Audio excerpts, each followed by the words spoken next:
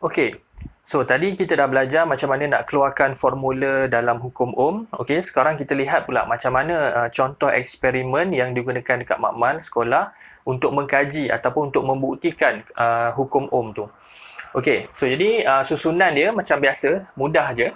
Okey, so kita ada sel kering. Okey, sel kering ada Swiss, emitter, voltmeter, rheostat.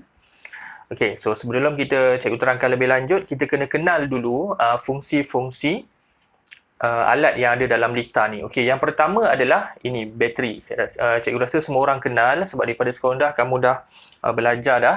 Okey, so ini adalah simbol untuk sel kering ataupun bateri. So yang panjang ni adalah terminal positif, yang pendek ni terminal negatif dan ini adalah Swiss. Okey, so ni dua ni asas lah. Okey, so ini adalah ammeter. Okey, simbol dia adalah ammeter A dan kegunaan dia adalah untuk mengukur arus. Okey, mengukur arus. Okey, kemudian yang bawah ni adalah voltmeter. Kegunaan dia mengukur beza keupayaan ataupun mengukur voltan. Okey, sebab voltan dengan beza keupayaan tu adalah istilah benda yang sama je. Okey. Kemudian ada rheostat.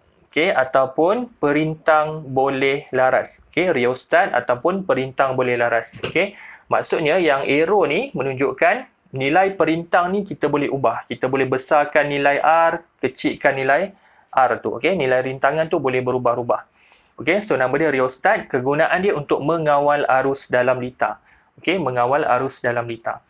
Okey, kemudian bahan yang kita gunakan untuk kita kaji hukum Ohm tu adalah wayar konstanten. Okey, yang cikgu lukis guna warna hijau ni. Okey, tapi bukanlah wayar konstanten tu warna hijau. Maksudnya dalam nota cikgu ni, cikgu pakai warna hijau nak bezakan warna biru ni adalah wayar biasa, warna hijau ni wayar konstanten. Okey, kenapa kita pilih konstanten? Sebab wayar konstanten ni salah satu konduktor yang mematuhi hukum Ohm. Okey, dia mematuhi hukum Ohm. Maksudnya apa? Maksudnya bila arus bertambah, okey, voltan pun bertambah. Okey, bila arus bertambah dalam wayar konstanten, voltan merentasi wayar konstanten juga akan bertambah. Okey, sebab dia mematuhi hukum Ohm. Sebab bukan semua konduktor mematuhi hukum Ohm Okey, so wayar konstanten adalah salah satu wayar yang mematuhi hukum Ohm. Okey, kita tengok pula cara sambungan. Okey, so ini untuk dalam pembelajaran elektrik, dalam litar elektrik, ammeter mesti dipasang secara bersiri ataupun sesiri. Okey, ammeter kita boleh pasang secara bersiri. Syarat dia mesti sesiri kerana rintangan ammeter sangat-sangat kecil. Okey, jadi orang kata disebabkan ammeter tu dipasang sesiri disebabkan rintangan dia sangat kecil. Okey, sebab tu dia pasang sesiri. Okey, manakala voltmeter pula mesti dipasang secara selari. Maksudnya kalau dalam lukisan cikgu ni, voltmeter ni selari dengan wayar konstanten. Okey, voltmeter selari dengan wayar konstanten kerana voltmeter ni dipasang selari kerana rintangannya sangat besar. Okey, kerana rintangan dia sangat besar. Sebab tu dipasang secara selari. Okey, jadi macam mana kita tengok? Okey, jadi bila kita rapatkan Swiss, okey, bila kita rapatkan Swiss ataupun kita hidupkan Swiss, okey, jadi arus akan keluar daripada terminal positif. Okey, jadi arus akan lalu dekat rheostat. Okey, kemudian arus sampai dekat sini, arus ada dua pilihan, sama ada nak masuk voltmeter ataupun nak masuk dekat wayar konstanten.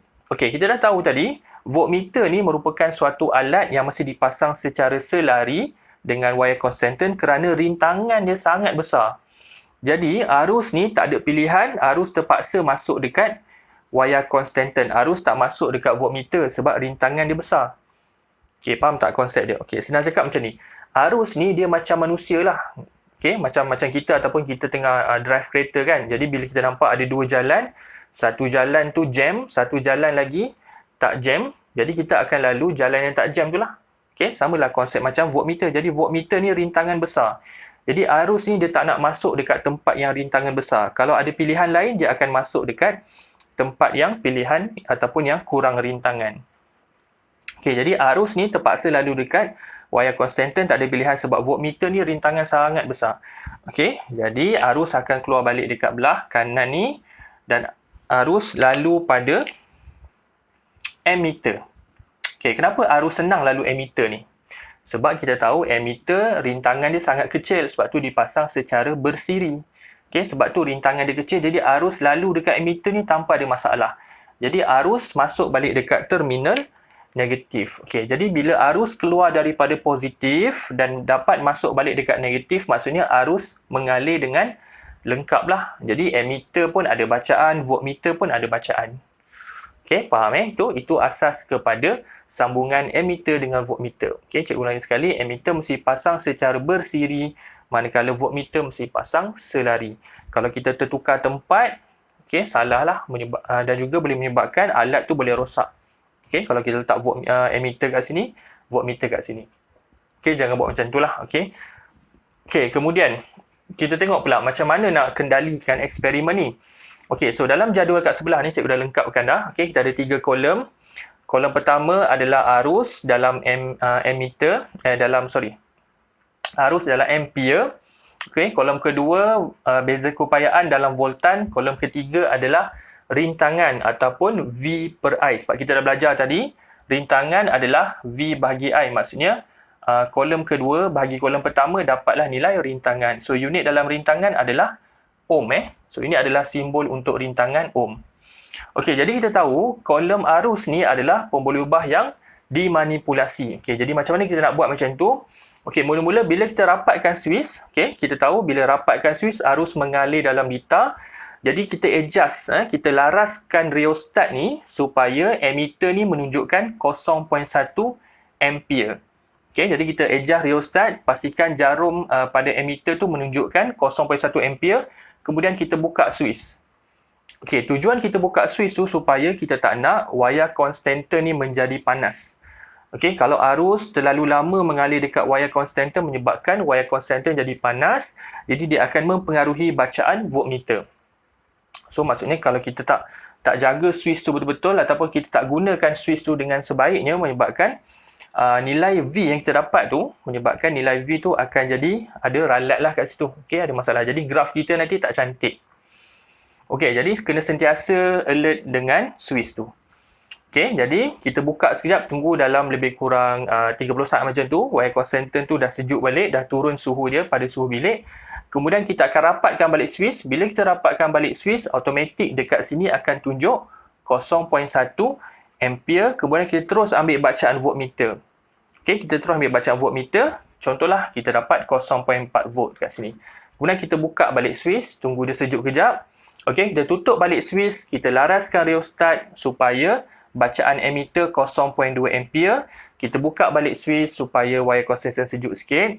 Kita rapatkan balik suis, terus ambil bacaan voltmeter 0.8. Okey, ambil voltmeter 0.8 dan kita ulang-ulang balik sehinggalah kita dapat 5 data untuk kita plot pada graf.